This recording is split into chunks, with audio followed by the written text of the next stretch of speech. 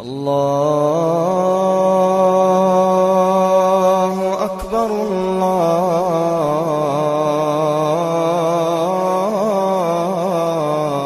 پرسوں یہ حدیث میں نے پڑھی ابن ماجہ میں کہ ملک الموت کہتا ہے ایتھا النفس الخبیثہ کانت فی الجسد الخبیث، اے خبیث روح جو خبیث جسم میں تھی، اخرجی باہر آؤ۔ اب وہ واپس تو ہو نہیں سکتا، اپنے آپ کو روک تو سکتا نہیں، تو وہ حیران پریشان خوف زدہ، تو اس کے جواب میں اس کو ملک الموت کہتا ابشری ابشری بحمیم وغساق وآخر من شکلہ ازواج، تیار ہو جا خوفناک عذاب کے لیے اور کھولتے پانیوں کے لیے، کانٹے دار جھاڑیوں کے لیے اور بے شمار عذاب کی شکلوں کے لیے۔ تو اس کی روح کو جب کھینچتے ہیں تو رگ رگ سے وہ کٹ کٹ کے نکلتی ہے، تو سارا وجود زیر و زبر ہوتا ہے، سکرات کا درد ساری دنیا کے دردوں پر حاوی ہے۔ جب اس کی روح نکلتی ہے اور اس کو لے کر آسمان پر چلتے ہیں تو دروازے پر پہنچتے ہیں تو اندر سے فرشتے پوچھتے ہیں کون ہے؟ کہتے ہیں فلاں فلاں کا بیٹا ہے۔ کا نفس خبیثہ فی الجسد الخبیث، یہ تو وہی بدماش ہے جو بدماش جسم میں تھا، یہ وہ بدبخت روح ہے جو بدبخت جسم میں تھی، اس کے لیے آسمان کے دروازے نہیں کھول سکتے، اسے واپس کر دیا جائے۔ تو آسمان کے دروازے لا تفتح لهم ابواب السماء ولا يدخلون الجنة حتى يلج الجمل في سم الخياط، کہ ان کے لیے آسمان کے دروازے نہیں کھلیں گے اور ان کے لیے جنت کے دروازے نہیں کھلیں گے، پھر یہ وہاں سے نیچے گرائے جاتے ہیں جو اللہ کا قید خانہ ہے سجین، وما ادراک ما سجین کتاب مرقوم، وہ تمہیں خبر نہیں کہ وہ کیا خوفناک قید خانہ ہے جو اللہ تعالیٰ نے بنایا ہے، اسے وہاں دھکیل دیا جاتا ہے۔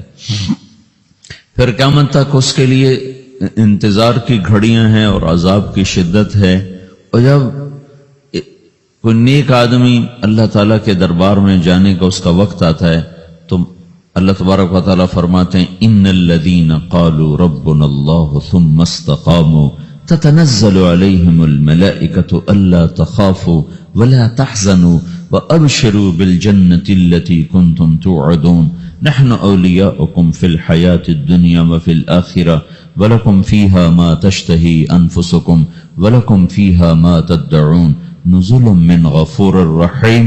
جب کوئی نیک مرد عورت کے جانے کا وقت آتا ہے تو اس کے لیے بھی فرشتے آتے ہیں اور آ کر اس کو خوشخبری دیتے ہیں اور آ کر اس کو تسلی دیتے ہیں کہ آپ غم نہ کریں، پیچھے والے بھی آپ کو مل جائیں گے، آپ خوف نہ کریں، آگے ساری منزلیں آپ کے لیے آسان ہیں، آپ کے لیے جنت بھی تیار ہے، رب بھی مہربان ہے۔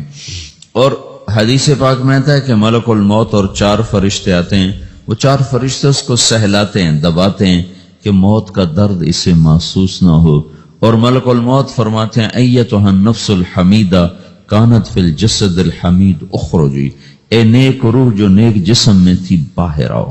کیا کرو؟ وابشری بروح وریحان ورب راض عنک غیر غضبان، آپ کو بشارت ہو آپ کے لیے جنت تیار ہو چکی ہے اور وہاں کی ساری نعمتیں آپ کے لیے میسر ہو چکی ہیں اور اللہ آپ پہ راضی ہو چکا ہے اور اللہ آپ پہ خوش ہو چکا ہے۔ اس پر اس کی روح کو نکالا جاتا ہے، پھر سارے فرشتے اس کو استقبال کے ساتھ جو آسمان پر لے جاتے ہیں تو اندر سے پوچھتے ہیں کون ہے؟ کہ فلاں فلاں کا بیٹا، فلاں فلاں کی بیٹی۔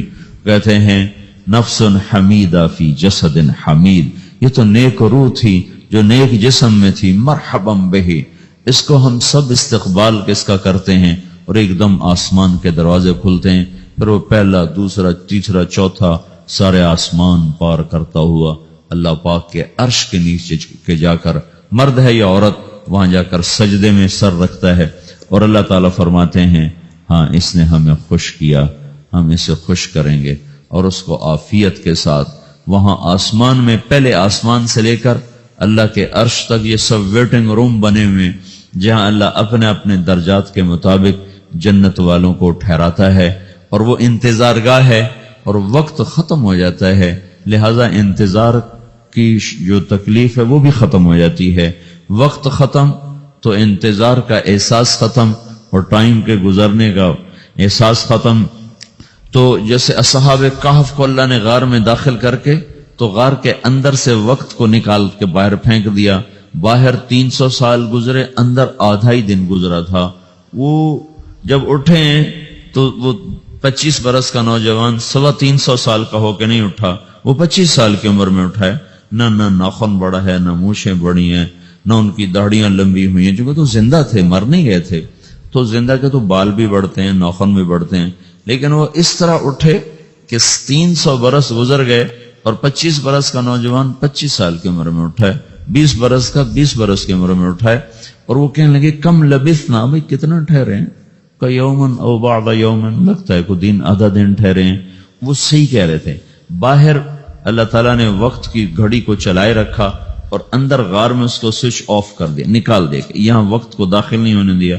تو وقت کے گزرنے سے جو بھی اثرات مرتب ہوتے ہیں وہ ان پر مرتب نہیں ہوئے. تو وہ 20 آدھے ہی دن کے بعد اٹھے ہیں. باہر 300 سال، اندر آدھا دن. یہی کچھ اللہ تبارک و تعالیٰ برزخ میں کر دیتا ہے، وقت کو ختم کر دیتا ہے، گزرنے کا احساس نہیں ہوتا ہے. تو اس طرح میرے عزیزو، یہ دو موتیں ہر انسان دیکھتا ہے. یا وہ جنت کے فرشتوں کا استقبال دیکھتا ہے یا جہنم کے فرشتوں کی مار اور پٹائی کو سہتا ہے. رابعہ بصری رحمت اللہ علیہ کا انتقال ہونے لگا تو انہوں نے رات کو فوت ہوئی تو انہوں نے اپنی خادمہ کو بلا کے فرمایا کہ کسی کو بتانا نہیں، جب میں مر جاؤں تو پڑوس میں 2-4 کو بلا کر نا میرا جنازہ پڑھوا دینا، اور جس کرتے میں تہجد پڑھتی تھی وہی میرا کفن بنا دینا، اور صبح بے شک لوگوں کو بتا دینا میرے مرنے کے بعد میری میت کو رکھنا نہیں، فوراً دبا دینا. تو جب ان کا انتقال ہوا تو انہوں نے پڑوس کے 2-4-10-20 آدمی بلائے اور ان کو تدفین تجہیز سب کچھ ہو گئی. صبح شور مچا کہ وہ رابعہ بصری کا انتقال ہو گیا.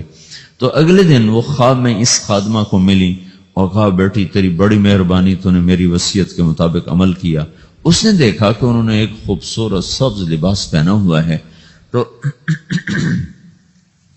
وہ فرمانے لگی، انہوں نے سوال کیا کہ آپ کے ساتھ قبر میں کیا ہوا؟ تو وہ کہنے لگی کہ میرے پاس منکر نکیر آئے تھے اور مجھ سے کہنے لگے من رب کی، تیرا رب کون ہے؟ تو میں نے کہا سبحان اللہ، 40 برس جس کو میں نہ بھلا سکی اس کو 4 ہاتھ زمین میں آ کے میں بھول جاؤں گی. ان کا 42 برس کی عمر میں انتقال ہوا تھا. تو وہ کہنے لگے سبحان اللہ، جس کو میں 40 برس نہ بھولا سکی میں اسے 4 ہاتھ زمین کے اندر آ کے بھول جاؤں گی. تو منکر نکیر کہنے لگے اس کا کیا حساب لینا؟ پھر انہوں نے پوچھا کہ وہ آپ کا وہ کرتا کہاں گیا تہجد والا جس میں آپ کو کفن دیا تھا؟ کہ وہ اللہ نے مجھ سے لے لیا ہے اور میرے اعمال کے خزانے میں رکھ دیا ہے. قیامت کے دن میرا وہ کرتا بھی میرے ترازو میں تولا جائے گا اور مجھے یہ لباس پہنایا ہے جو جنت کا لباس ہے. یہ بھی ایک موت ہے. اس طرح بھی لوگ مرتے ہیں. اور دوسری بھی ایک موت ہے. ہمارے علاقے کی بتا رہا ہوں، اپنے علاقے کی. ایک زمیندار مر گیا، اس کی قبر کھودی، ساری بچھوؤں سے بھری ہوئی، ایسے جیسے چیونٹیاں پھر رہی ہوتی. تو انہیں وہ بند کر کے دوسری کھودی، ساری بچھوؤں سے بھری ہوئی. پھر وہ بند کر کے تیسری کھودی، ساری بچھوؤں سے بھری ہوئی. قبرستان میں اتنے بچھو کہاں سے آ گئے؟ یہ زمین کے بچھو نہیں ہے، یہ آخرت کی بلائیں ہیں جس کے ساتھ اب اسے قیامت تک رہنا ہے اور گزارا کرنا ہے. تو یہ 2 طرح کی موتیں روزانہ لوگ مرتے ہیں، روزانہ لوگ مرتے ہیں. جب نماز کا وقت ہوتا ہے ملک الموت ساری دنیا کا چکر لگاتا ہے اور دیکھتا ہے کون پڑھ رہا ہے کون نہیں پڑھ رہا، کون پڑھ رہا ہے کون نہیں پڑھ رہا. جو نماز کی پابندی کرتا ہے اس کی موت آسانی سے ہوتی، جو نماز میں غفلت کرتا ہے اس کے ساتھ موت کے وقت شدت اور سختی اختیار کی جاتی. تو بھائیو، یہ ایک جسم ہے، ایک روح ہے. روح باقی رہنے والی چیز ہے، جسم مٹ جاتا ہے، پھر اللہ سے قیامت کے دن نیا جسم عطا فرمائے گا، ایک نیا جسم دیا جائے گا. روح وہی ہے جو اللہ کے خزانوں میں جمع ہو جاتی ہے. نافرمان کی سیاہ کالی روح ہوتی، فرما بردار کی روشن چمکدار روح ہوتی ہے. تو اللہ نے کچھ تقاضے جسم کے رکھے ہیں اور کچھ روح کے رکھے ہیں. جسم کے تقاضے پورے نہ کرو تو یہ پریشان ہو جاتا ہے، روح کے تقاضے پورے نہ کرو تو یہ پریشان ہو جاتی. روح کی پریشانی جسم سے زیادہ ہے، چونکہ روح کی طاقت جسم سے زیادہ ہے. جسم مٹی سے بنا ہے اس کی غذا بھی مٹی سے نکلتی ہے، روح آسمان سے ہے، اس کی غذا بھی آسمان سے ہے۔ روح کا تعلق جب تک اللہ سے نہیں جڑتا اس بھوک اور پیاس لگتی رہتی ہے۔ جسم کو جب تک روٹی اور پانی نہ ملے یہ تڑپتا اور پریشان رہتا ہے۔ جیسے اللہ تعالیٰ نے ہمارے جسم میں روٹی اور پانی کی طلب کو بے ساختہ رکھ دیا ہے۔ میں بیان کے دوران بھی پانی پی رہا ہوں، آپ دیکھ رہے ہیں کہ مجھے میرا حلق سوکھ جاتا ہے، مجھے طلب محسوس ہوتی ہے پانی، حلق سوکھتا ہے پانی کی طرف بھاگتے ہیں، بھوک لگتی ہم روٹی کی طرف بھاگتے ہیں۔ یہ ایک ایسا اندر میں آٹومیٹک سسٹم ہے کہ ہم اس کو آف نہیں کر سکتے۔ یہ سوتے سوتے بھی بھوک کی وجہ سے آنکھ کھل جاتی، سوتے سوتے پیاس کی وجہ سے آنکھ کھل جاتی ہے۔ یہ ایسا خود اللہ تعالیٰ نے ساختہ نظام بنایا ہے کہ آپ اپنے جسم میں روٹی اور پانی کی طلب کو نہیں نکال سکتے۔ میرے عزیزو، ٹھیک اسی طرح اللہ نے انسانی روح میں اپنی طلب رکھ دی ہے اور اپنے رسول کی طلب رکھ دی ہے۔ یہ دو طلب ایسی ہیں کہ یہ آپ کے جسم روح سے نکل نہیں سکتی۔ جیسے بھوکا روٹی نہ کھا لے، پیاسا پانی نہ پی لے، اسے چین نہیں آ سکتا۔ وہ روح جو اللہ اور اس کے رسول سے نہ آشنا ہے، جب تک وہ وہاں تک پہنچ نہیں جاتی اسے چین نہیں آ سکتا، اس کا اندر پریشان رہے گا۔ 1997 میں جب جنید جمشید سے میری پہلی ملاقات ہوئی تو اس نے مجھ سے یہ سوال کیا کہ مولوی صاحب، ایک پاکستانی نوجوان جس گلیمر کو خوابوں میں دیکھتا ہے، وہ گلیمر تو مجھے زندگی میں ویسے ہی حاصل ہے، میرے چاروں طرف زندگی کا رقص ہے اور میری زندگی کی ہر خواہش، ہر تمنا پوری ہے، اس کے باوجود میرے اندر اندھیرا ہے، میرے اندر خلا ہے۔ مجھے لگتا ہے میں وہ کشتی ہوں جس کا کوئی ساحل نہیں، جس کی کوئی سمت نہیں، جس کا کوئی گھاٹ نہیں۔ یہ کیوں ہے؟ میرے ساتھ تو ایسا نہیں ہونا چاہیے۔ ایک عام لڑکا تو کہتا ہے ہائے کاش یہ ہوتا، اس کو وہ نہیں ہو رہا تو پھر وہ پریشان ہے، ہائے یہ ہوتا، ہائے وہ ہوتا۔ تو میں تو ہائے نہیں کرتا ہوں، میری تو ہر لذت اور خواہش میرے سامنے تشتری میں سجا کے پیش کی جا رہی۔ میں کیوں ایسا کر رہا ہوں؟ میں ہائے ہائے کیوں کر رہا ہوں؟ میرا اندر ویران کیوں ہے؟ میرے اندر میں خلا کیوں ہے؟ یہ وہی خلا ہے کہ وہ روح کی پیاس کو شراب میں بجھانا چاہتا ہے، وہ روح کی پیاس کو لڑکی میں بجھانا چاہتا ہے، وہ روح کی پیاس کو موسیقی سے بجھانا چاہتا ہے، وہ روح کی پیاس کو دنیا کی رعنائیوں میں 5 سٹار ہوٹلوں سے بجھانا چاہتا ہے۔ روح کیا جانے روٹی کیا ہے، شراب کیا ہے، پانی کیا ہے، عورت کیا ہے، موسیقی کیا ہے، گھنگرو کیا ہے، پائل کیا ہے، چھنکار کیا ہے، روح کو ان چیزوں کی کیا خبر؟ امریکہ میں ہماری ایک جماعت تھی تو 4 لڑکے 2 لڑکیاں، 4 لڑکیاں 2 لڑکے مسلمان ہوئے۔ تو ایک لڑکے کا نام رکھا تھا ابراہیم، اور اس کو جب پڑھایا نا کلمہ، انہوں نے کہا ہائے، انہوں نے کہا ہائے، اور دونوں ہاتھ یہاں رکھے سینے پر، دل پر، کہا ہائے۔ تو ہمارے ساتھی ہیں ڈاکٹر اختر، وہ کہنے لگا کیا ہوا کیا ہوا؟ کہنے لگا جب سے ہوش سنبھالا یہ جگہ خالی تھی، یہ تیرے کلمہ پڑھانے پر بھر گئی ہے کہ میری خوشی سے ہائے نکل گئی۔ یہ جگہ خالی رہے گی، یہاں شراب نہیں پہنچ سکتی، یہاں نغمہ اور موسیقی نہیں پہنچ سکتی، یہاں تالے لگے ہوئے ہیں، یہاں تک کوئی آواز نہیں جا سکتی۔